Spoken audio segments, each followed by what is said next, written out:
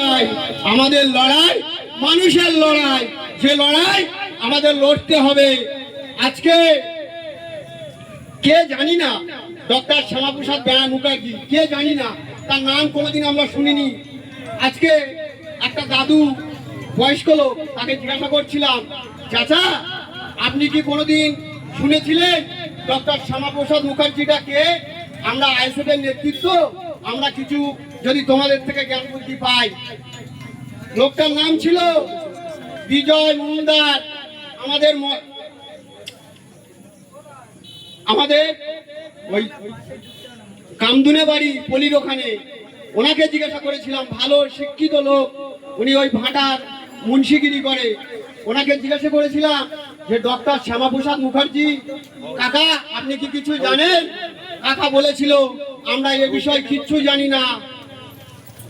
বললাম কেন কাকা? আমরা তো শুনেছি 135 ফুট একটি মূর্তি বানানো হবে পশ্চিমবাংলার বুকে, যেখানে নেতাজির মূর্তি আজ অব্দি 50 ফুটের উঁচু হয়নি। তাহলে সব থেকে বড় সংগ্রামী কি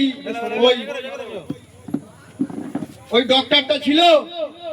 তো কাকা বলল আমি ওইসব বিষয় কিছু জানি না, কিন্তু ইতিহাস জানলে এখনো সেই যে ডক্টর শ্যামাপ্রসাদ তিনি ছিলেন আরএসএস এর দালাল।